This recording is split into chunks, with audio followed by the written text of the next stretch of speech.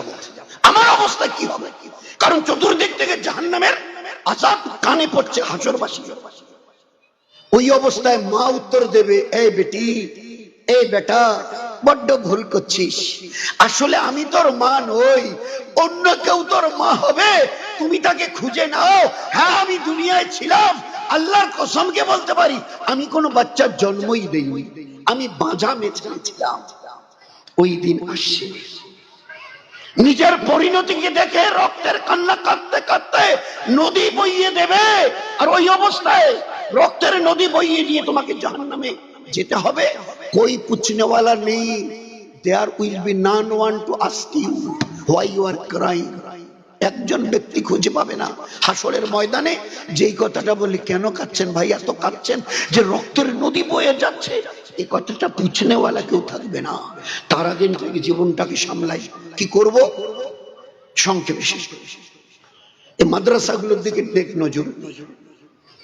মানুষ সবার দুটো জিনিস আল্লাহ দিয়েছে, কোরআন ও হাদিসের ইলম, আর বাকি যেগুলো এলেন সরে সরে ক খ এবিসিডি, এখান থেকে শুরু করে হার্ভার্ড আর অক্সফোর্ড আর ক্যামব্রিজ ইউনিভার্সিটি পর্যন্ত কোন বাবা মা ছেলেকে যদি ওই ডিগ্রি নিয়ে এনে 50 লক্ষ টাকার চাকরি ছেলে মেয়েকে দেয়, আর আমরা যদি সবই নিয়ে হাত জোর করে যদি জানতে চাই,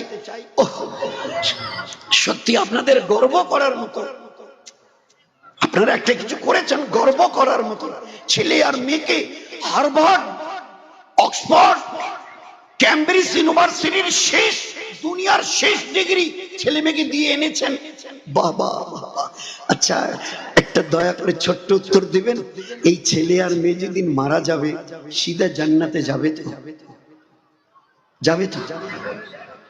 হিম্মত নেই, গোটা দুনিয়াওয়ালাদের হিম্মত নেই কথা বলে যে আমার এই ছেলে মেয়েকে অক্সফোর্ড, হার্ভার্ড, ক্যামব্রিজ ইউনিভার্সিটির ডিগ্রি দিয়েছি, মরণের পরে সিধা জান্নাতে যাবে।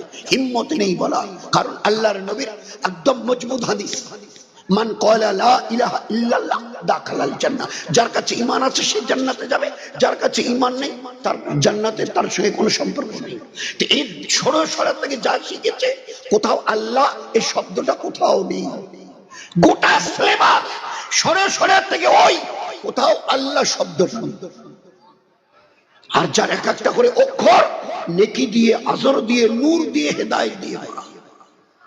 এই জন্য এর দিকে ধ্যান দিই। মা বোনদের কাছে আমার শেষ অনুরোধ, আল্লাহকে চিনি, চেনার মতো, তার সঙ্গে আমরা এবং মায়েরা 5 ওয়াক্তের নামাজ, আমাদের বাড়ির 10 বছর থেকে উপরে ছেলে আর মেয়ে যা আছে সবাই